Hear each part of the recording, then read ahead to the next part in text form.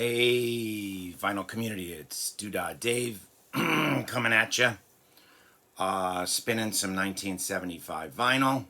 We got a follow up to my last one, so let's get right into it. Please like and subscribe, comment.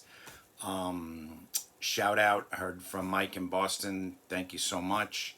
A shout out to Tony's LPs Are Us, Kenny's Audio File, Steve Westman, Mazzy, Dylan at Noble Records,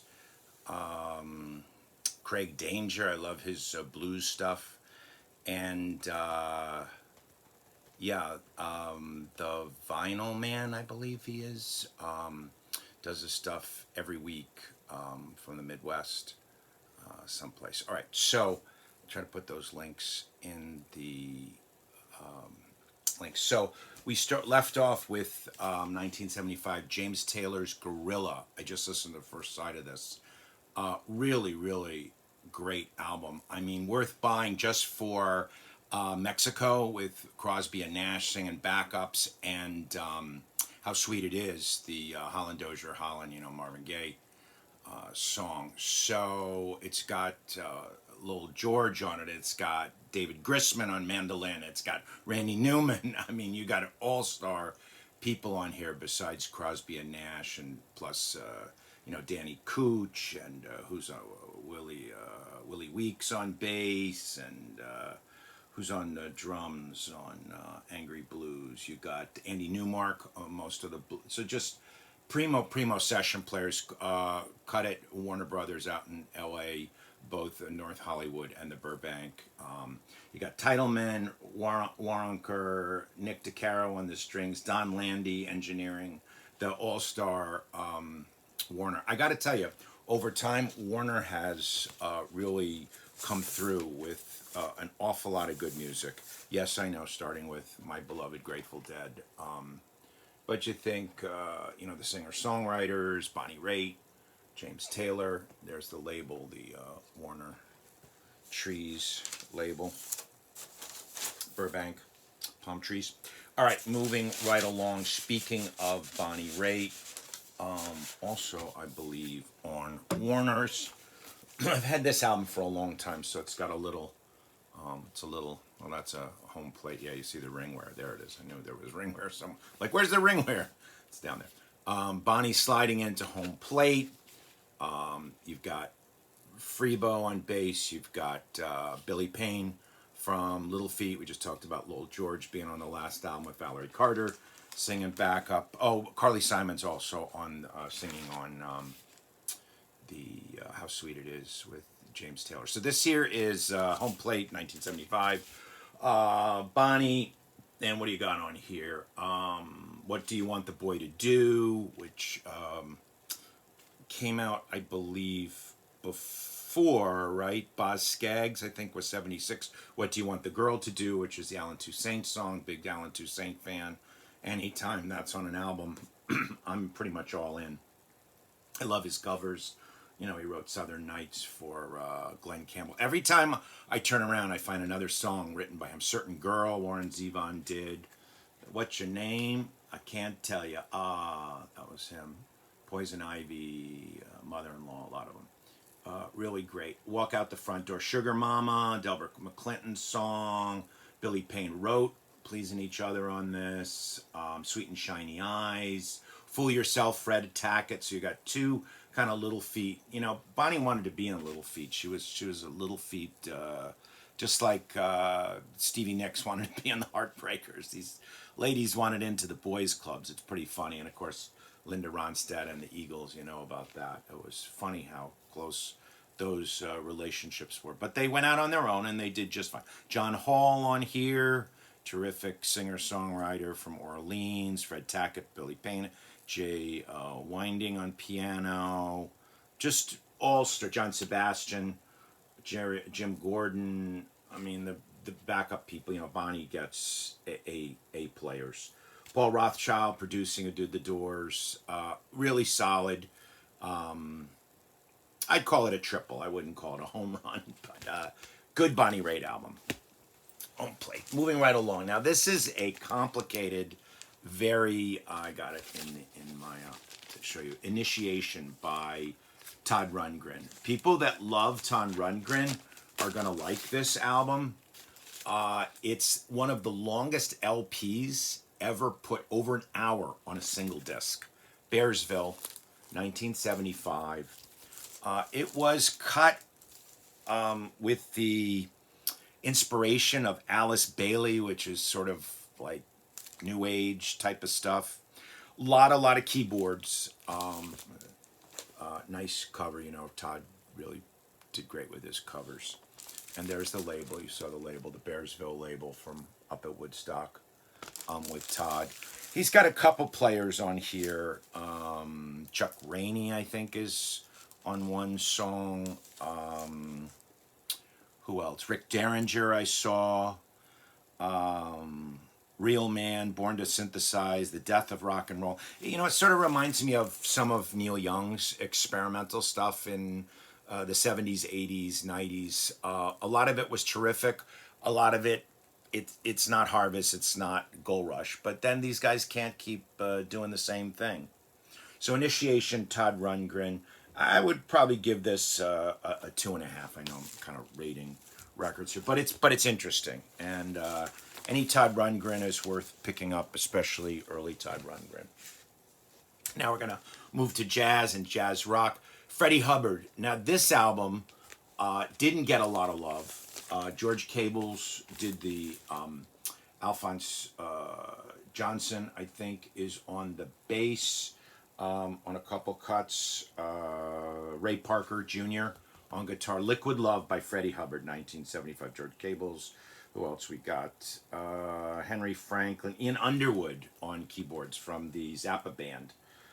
Chuck Rainey on the bass. Not Alfonso on this one. I think Alfonso's on another Freddie Hubbard album, maybe. What do I want to say about this? Here's the band here. Freddie with the band. I love Freddie Hubbard. This is on a promo. I'll show you that. Liquid Love. It's soul, jazz, funk. So that's what you're going to get. You know, Brecker Brothers stuff, the CTI stuff, Grover Washington, you know, that we'll see a little bit later. It's in that groove. Hubert Laws, Ronnie Laws. I like it. I think it's cool. I think it's a fantastic cover, Liquid Love. And you know, it's got Midnight at the Oasis, a jazz cover of it, and you know, I think because it wasn't Blue Note, it wasn't, you know, straight ahead bebop, you know, that he was capable of and the stuff he was doing in the 60s, but these guys evolved. So 1975, a lot of things in motion. One of them was Donald Fagen and Walter Becker. I almost said Donald Becker and Donald Becker and Walter Fagen. They might as well joined at the hip, the Dan of Steel. And this album from Pretzel Logic, really Pretzel Logic into this album, they moved from the touring band to the studio band. I mean, a lot of people know that it's been discussed. I love this album. I think this album doesn't get a lot of love. Now, I know the debate about it, the tapes, the 24 channel tape recorder, state of the art, and all the problems that they had with that. You know, the tech was going crazy at the same time that you had folk and what's that stuff, more like not tribal, but the folk, like more folk traditional stuff, like James Taylor on the Gorilla does Wanderin', which is a traditional song, more of the bluegrass and folk and traditional tunes, right? The that kind of stuff. This had fantastic players on it. You see Walter on there, Denny Diaz from the original band, but Phil Woods plays, talking about jazz and crossing over, where we were talking with Freddie Hubbard on alto sax, fantastic solo. I think his solo on Katie Lied is as good as Wayne Shorter's on Asia. You got fabulous drumming on here. I mean, look at the guitar players. Denny Diaz, Walter Becker, Rick Derringer, Dean Parks, Elliot Randall, who did of course, Reel in the Years, Hugh McCracken, and Larry Carlton. So you've got all the people from Asia, used in Asia and on Gaucho on this album. This is like a Asia Light, pre-Asia, and it's just great. Great songwriting, Chain Lightning, Rose Darlin, Black Friday, Doctor Wu. I mentioned with the Saxel, Everyone's Gone to the Movies. Just throw back the little ones. Everything on here, it's one great song after another, and you've got the usual production guys: Gary Katz, Roger Nichols, Mike McDonald. There, I didn't realize the guy with the headphones down there is Mike McDonald. So he came aboard, playing for, and Jeff Porcaro on drums. There's your drummer. I mean, he's not Steve Gadd, but he's darn good. Chuck Rainey's on this, so you get the idea. Hal Blaine on drums from the Wrecking Crew. So I could go on and on. I love this. I got this one at Amoeba in LA. Gently Used, and it's on the see the label. It's on the ABC. All right, Katie lied. Moving right along. Now into more traditional jazz, acoustic jazz, like we were talking about. We have Ralph Towner and Gary Burton on Matchbook. I saw Gary Burton. He came to my college in the 70s and did a concert just on the Vibes acoustic in the concert hall. That was incredible. Here's, and for those of you who don't know Ralph Towner, of course, he was the guitar player for Oregon. Their big hit, if you want to call it, they were kind of a crossover acoustic. Paul Winter, who was in it, David Darling, Paul McCandless on oboe, had an oboe. He was the guitar player, acoustic guitar player, 12-string, likes to play 12-string, and plays it on this. And there's Gary Burton, of course, who gave Pat Metheny his start. I mean, just two historic great guys on a great label, ECM. Manfred Eicher from Europe. Just great. This was cut in Ludwigsburg, Studio Bauer, and cut in 74, released in 75. So really great. Goodbye Pork Pie Hat is on here, the Mingus tune cover of that. So you want some kind of ethereal, chill out jazz, Matchbook is your record. All right, with all my covers, my records are falling down. Oh my gosh. Now this one, David Bromberg, one of my favorite side guys who's done his own solo stuff. I got 3 of them. This is the David Bromberg Band, and this is Midnight on the Water. The problem with this for me is it's got a warp on the first song, but the rest of it plays pretty good, so I'm keeping it. I tried to work it out this summer, and I don't have one of those crazy warp machines. Midnight on the Water, he's got great players on here with his band. Mac Rebenak, of course, Dr. John, Jesse Davis, the great Native American guitar player. Who else is on here? Dobro is played by Bromberg. Jay Unger on fiddle. Just a lot of bluegrass type people. Buddy Cage plays pedal steel on Dark Hollow from the New Riders, who we'll see a little later. He did had a lot of the Grateful Dead on as a side band. So I guess that's another reason why I like Bromberg. But he's a local. Mac Rebenak again. Ernie Watts on saxophone. Just a cool. Bonnie Raitt, background vocals. Emmylou Harris, background vocals. So you get the idea. Midnight on the Water, 1975. This was on, Columbia. Yeah, he was on Columbia. Another Columbia dude, so really good. Bromberg. He was tight with George Harrison, wrote Hold Up with George Harrison, and just, Woodstock guy, and just a solid player. One of the great prog rock, and I call them prog rock, although they drifted from kind of more traditional Steel Eye Span, Fairport Convention, Pentangle, early folk acoustic rock to to hard rock. Minstrel in the Gallery, 1975. I saw this tour. They came to my college.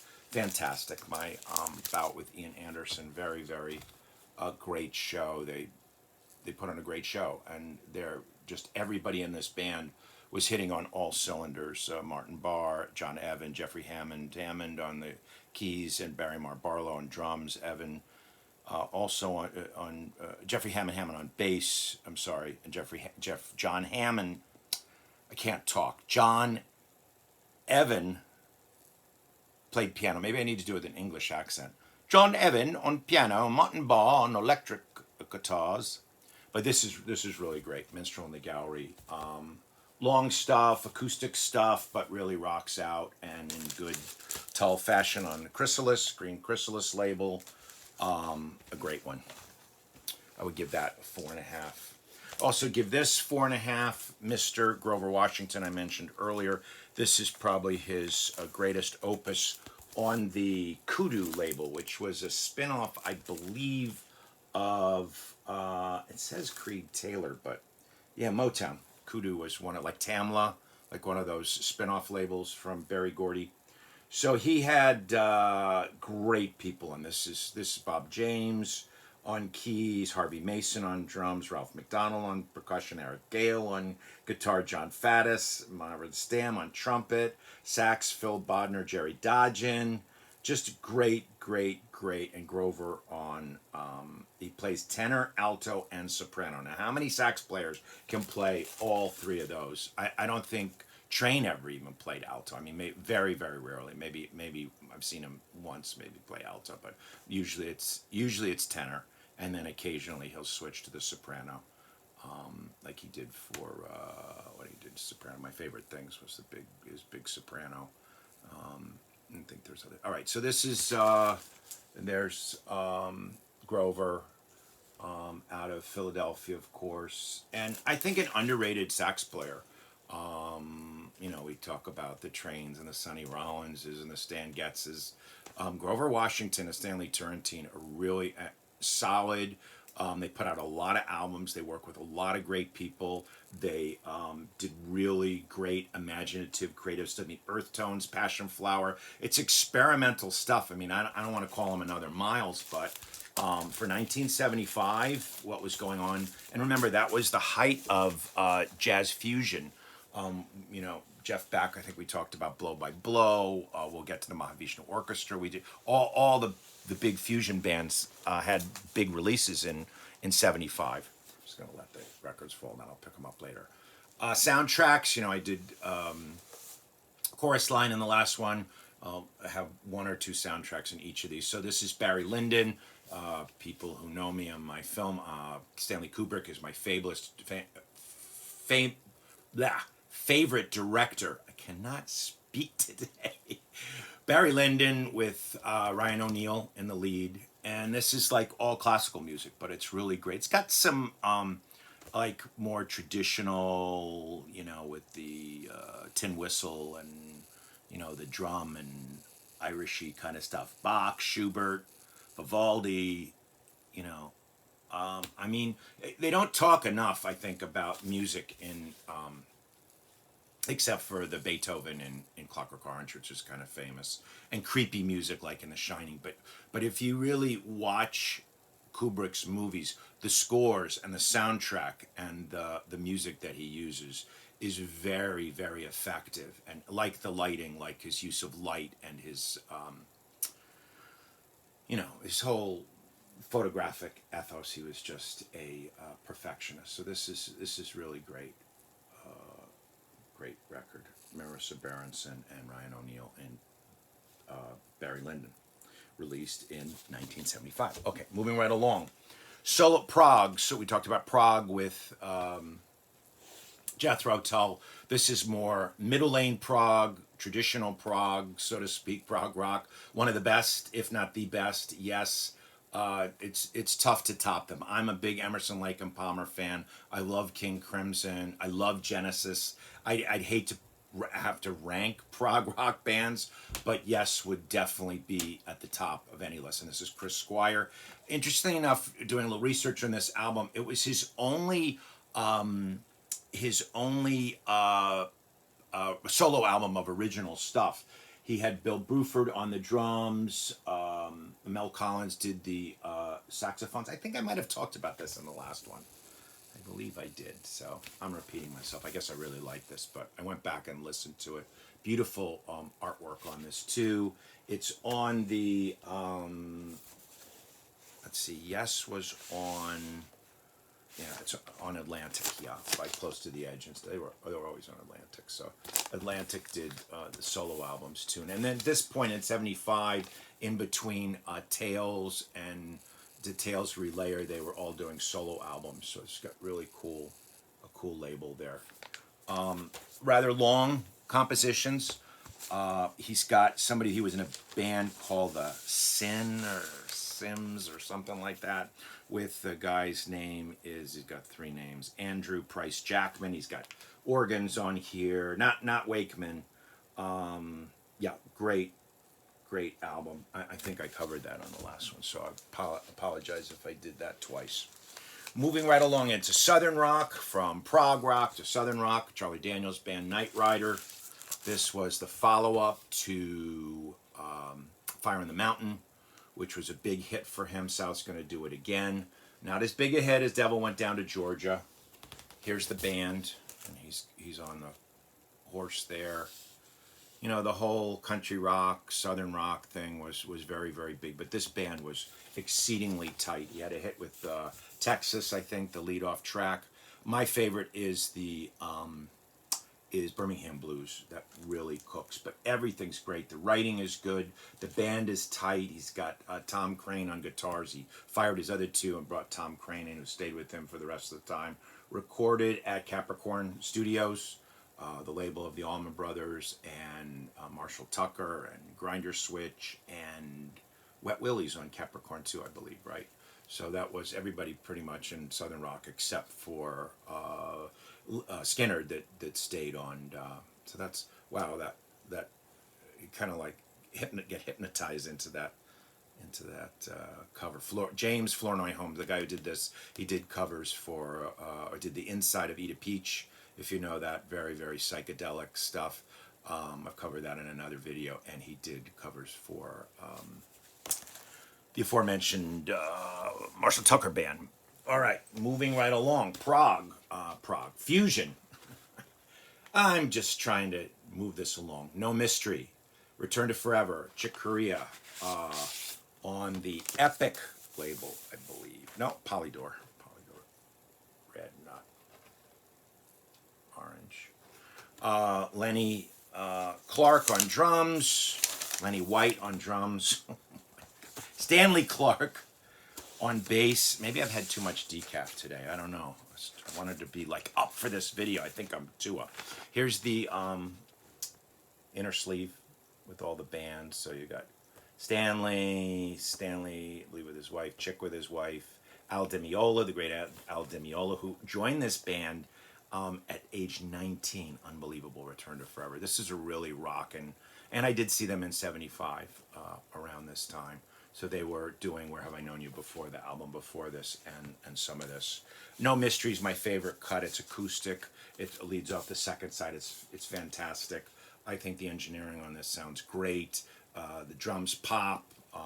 Stanley's really solid. Chick gets to solo, and Al's all over it, and that's what you want. And they were so strong. They were a band, and Chick was the leader, but they're such strong players, jazz, and they all had tremendous solo albums after it. I've got a couple CDs behind me of Stanley. Chick, of course, goes back to Blue Note and stuff in the 50s, and with Miles. Lenny, Venusian Summer, and played on so many people's albums. And then Al has had a fantastic solo career. So it was almost, I've never heard anybody say this before, but they're sort of like the Crosby, Stills, and Nash of jazz fusion in a way. So I'm watching a documentary about them, which I'm going to tell you about. All right, talked about Buddy Cage and the New Riders. This was not Oh What a Mighty Time, despite Garcia being on here and Sly Stone. And this is a 3-star album. It's not their finest, but it's fun. It has a lot of cool covers. Up Against the Wall, Redneck, Mother, Take a Letter, Maria. It's got a Dylan cover, Farewell Angelina, fairly obscure. On top of Old Smokey, it's La Bamba, Mighty Time. It's fun. If you like the New Riders, it's worth picking up. It's probably one of those albums you could get fairly inexpensively for $1 or two. And it sounds good. As I say, it's got some Jerry on it. It's got some Sly. Now, if you like Jerry, interesting, I have these two. This was by Title. I did this. This is Old in the Way, recorded in 73, but not released till 75, so it meets our 75 criteria. It was on Round Records, which was the Grateful Dead's other, besides Grateful Dead Records and Round Records, they released all the solo albums, so this, I guess, was one of Jerry's solo projects. It was. And you have Pete Rowan on guitar, who wrote, Panama Red, and wrote, what was the other thing? Midnight Moonlight on this. They do Wild Horses, the Stones tune. Really, really great bluegrass album. The highest grossing, selling bluegrass album of its time in 1975. And Grissman on mandolin there, who'd been on American Beauty. Vassar Clements, who had been on Will the Circle Be Unbroken with a Nitty Gritty Dirt Band. John McEwen, who had a tie with Greg Allman, and then he was also on the solo album of Dickie Betts, first album, Richard Betts' Highway Call. And then you got Garcia on the banjo in the middle. So great stuff. The back, recorded at the boarding house by Owsley, great sound man, and it's great. And then they had 2 follow-ups that were all live. This was studio. Actually, no, this isn't studio. This was recorded live. Uses true 2-channel stereo for you analog heads, and then 8 microphones on a Nagra tape recorder. But it sounds great. It sounds really, really good. This would be a great one to do an audiophile one of the Dead. I'm surprised 75. Maybe they'll do that this summer. Who knows? I wouldn't be surprised. Okay. And last but not least, because we're running late on the video, Leon Redbone, his debut on our wonderful Warner Brothers that my daughter shoots her. And a shout out to Sherry, because Sherry's this weekend is in the area, and we'll be seeing her tomorrow. I'm very excited about that. Sherry, if you see this, a shout out to you and Sean in Phoenix. My grandson, he'll probably love this frog. This is Michigan Frog from Chuck Jones, who did, Chuck Jones, who did Bugs Bunny and all that, the Looney Tunes stuff. And then there you got Leon on the back. Leon, most famous probably for his turn as the snowman in Elf with Will Ferrell. But this is a great album. It's got really old-timey stuff. We were talking about more traditional stuff, moving with the technology and the electric stuff with the prog. So this was happening also with people like Raitt and Leon Redbone, and you see that influence. These were songs from the 20s, and Ain't Misbehavin', Fats Waller, and very jazzy too. I mean, he was a folk guy, really. They didn't really include him. And he plays vocal, guitar, harmonic, and throat tromnet, which I don't know how he does that, but he does a it sounds like a trumpet, and check it out, trumpet and a trombone. On Warner's, what else did I want to say about this? Don McLean plays banjo. Don McLean of American Pie. Stephen Gadd on drums. I don't think I've ever seen Steve Gadd listed as Stephen Gadd. Ralph McDonald again. Milt Hinton on bass, the great jazz bass player. So there's some terrific people. The strings are Gene Orloff, and really terrific people. Really fun album on the track. I want to call it Down the Track. Fits in well with the Ry Cooder, kind of Grateful Dead, Alan Toussaint, even Bonnie Raitt type of stuff. That New Orleans-y, using oompa horns, the tubas and all that cool stuff. I know somebody's going to write on here a comment. Yeah, but didn't Tommy use tubas? Yeah, like a lot of people use tubas. A really fun album. All right, we're out.